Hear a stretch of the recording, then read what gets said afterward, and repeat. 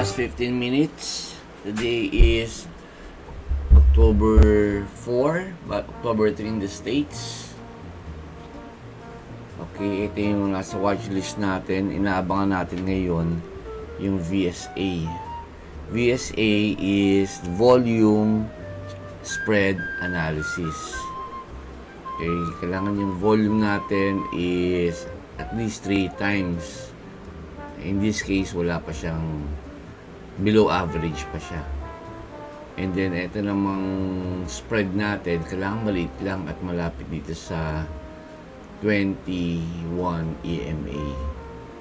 So, ito by the looks of this, unless bumaba to, hindi natin siya bibilin. Okay. ARCC.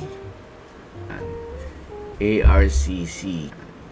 So, eto, pwede itong pang VSA natin, no? Yung ganito yung nahanap natin, eh. Pababa. Nag-open siya ng momentum candle din, pababa.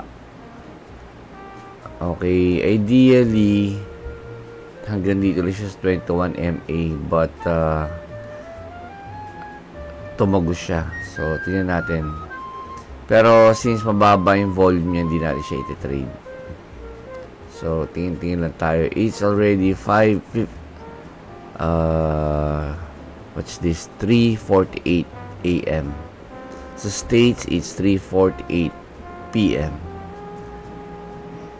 Ito, nag-break ng resistance. Malayo sa 21 EMA. Pass muna tayo dyan. Tsaka walang volume. Okay, BHC. Ito may volume tsaka bullish candle, but it is so near the resistance. Pwede ganito lang mangyari sa kanya, oh. Tumama dyan, then the following day gap down. Kaya ayaw natin yan. Ito below 21 EMA, usually di ko tinitrade to, eh. Ang gusto natin nasa ibabaw ng 21 EMA. Oh, look at this, oh. So, ibabaw ng 21 EMA, though medyo malayo sa 21 EMA, the following day, boom, gap up.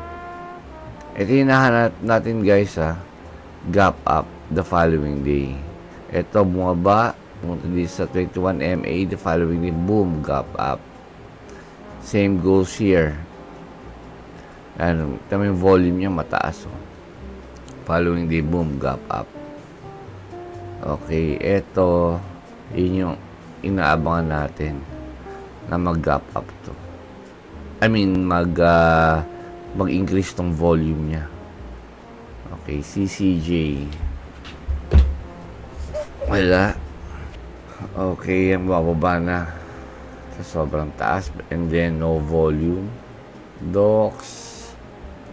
Parang masyadong, eto kahit itong mas to, masyadong close, ano eh. Nangyari. Wala pong 1%, so hindi worth trading. FCX below 21 EMA, nag-cross na siya.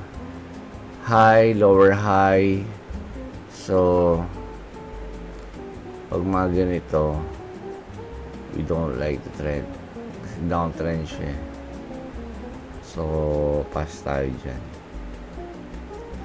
FLR, okay, mukhang pwede. Hammer, volume, yan, tumataas, oh. Oh my goodness, it's 3:51. We only have 9 minutes. Ito, wala pa rin volume. Wala pa rin volume. KMI. May volume, kasi yung spread niya malaki. Gusto natin lumiit. Lee. Okay, tumataas yung volume. Maliit yung spread. Mukhang pwede. At upside natin 5%. So, pwede. Isang pasada na lang to, guys, as bibili na ako. LUV. LVS. NOG. Ito, malaking volume. times 2. Kaso ang layo sa ano eh. Sa 21 EMA. Tendency niyan, bababa yan. OBDC. Mahina yung volume. OWL. Nag-breakout sa resistance. Pero, candlestick ko, meron selling pressure dito. May wick sa ibabaw eh. So, volume niya, hindi pa nag-break ng average. So, pass pa tayo dyan. PLTR. Naku, medyo malayo na sa 21 EMA. Ito, mukhang maganda itong candlestick na ito. Kaso walang volume. Pwede. Ilan ba upside nito? Wow. 7%. Pwede. Kaya lang nga, kailangan natin magkaroon ng volume. Para sulat natin yung SMR.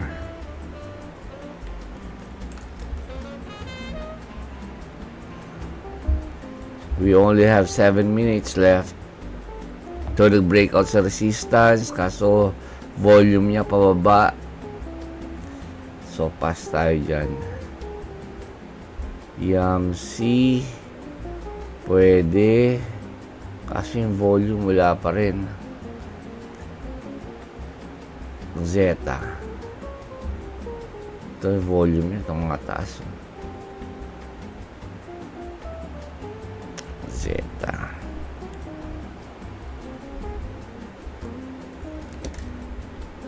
Okay, last pasada. Lee. Tingnan nga natin. Wala pa rin. Billy.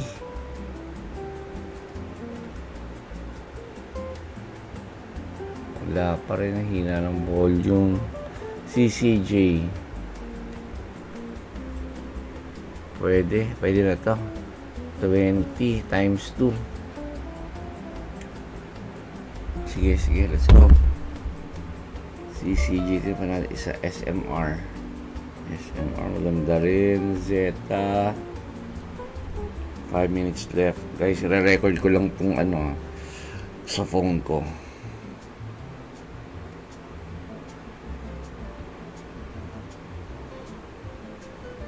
Okay, go trade. CC Zeta, mukhang maganda Zeta. Okay, Zeta.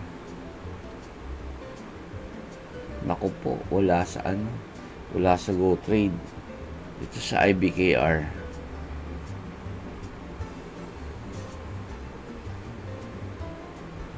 Go.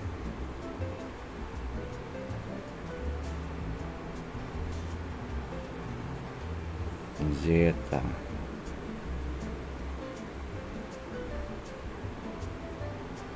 Okay, hammer pa siya. Okay, let's buy. Gaano karami? Budget lang natin ano eh.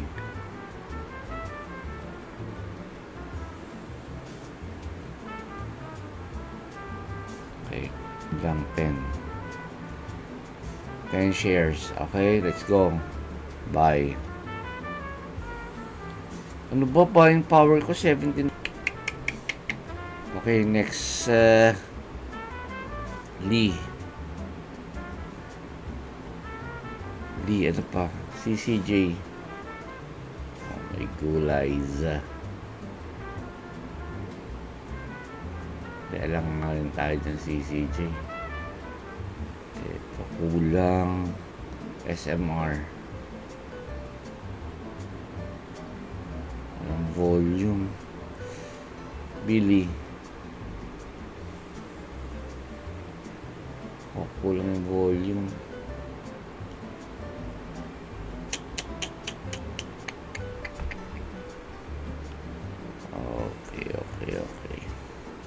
Okay. Hindi maganda sa IBKR yung buying power hindi siya napaprocess agad dito pagkabenta mo sa Go Trade. Ano kagad? Go kagad siya. Okay, 2 minutes left. Okay, Lee ulit. Let's go to Lee. Okay, sige. Okay, Lee it is.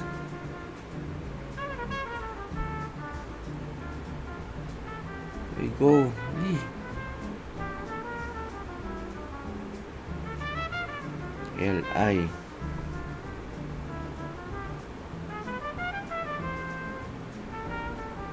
Anak ng... Walang Lee.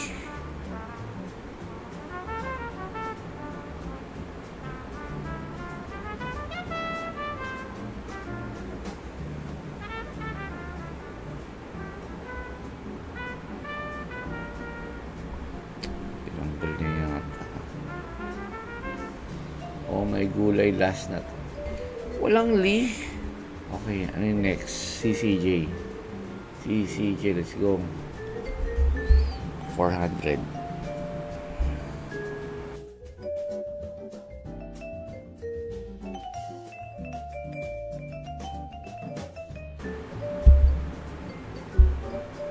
That's it, pansit.